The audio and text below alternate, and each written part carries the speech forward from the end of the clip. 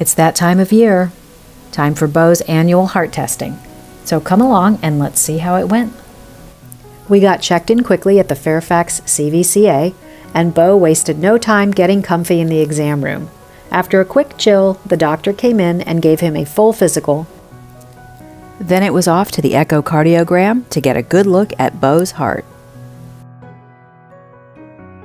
After that, Dr. Savino walked me through the results.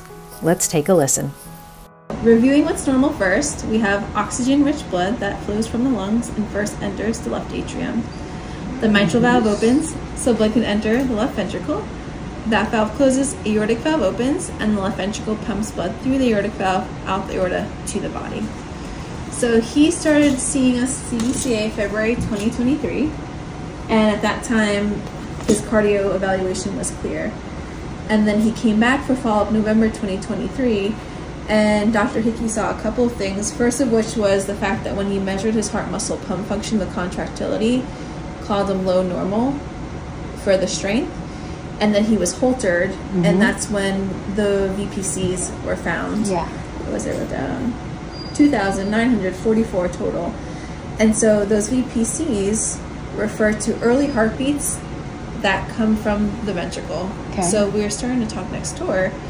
Sinus rhythm means that the sinus node up here is the only place that's releasing the electrical signal. Okay. So the signal is born, sent down to the gatekeeper, the AV node, and then further sent down the ventricles. So once the ventricles receive the signal, that's when the heart beats or contracts. Okay. And so VPCs, ventricular premature contractions, refer to early signals that come from the muscle down here, which is not quite normal when you have many of them. Right. And so that was the concern, was knowing his breed, low normal heart muscle pump function, and the VPCs that we're seeing, concern for development of dilated cardiomyopathy or DCM.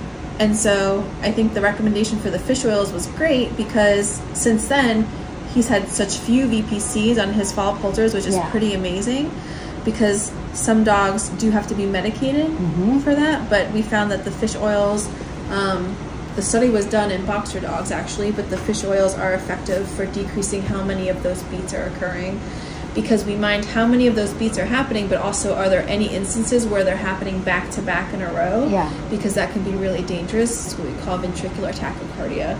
And so since we've been seeing him, he's had singles, and like I said, over time, just a few, like this time around 4. That's amazing. Just amazing. Should he be getting the same 1 fish oil, 1 vitamin E in the morning, or should I double it, or just? I'd keep what you're doing now, because heaven forbid in the future, we know it's working, number one. Yeah. But in the future, if we're seeing recurrence of the VPCs, we can always try and go up on the dose. Excellent. But we know that it's working, and I didn't see any VPCs in the clinic here today. Excellent. So going back to that November 2023 echo with that low normal heart function, today, I would still call him low normal. He's not any different from last time. Okay. And more importantly, the size of his heart is normal. So he's not having any dilation or enlargement, because if your heart gets bigger over time and the muscle gets weaker, then ultimately it can contribute to a backup of blood that overwhelms the heart.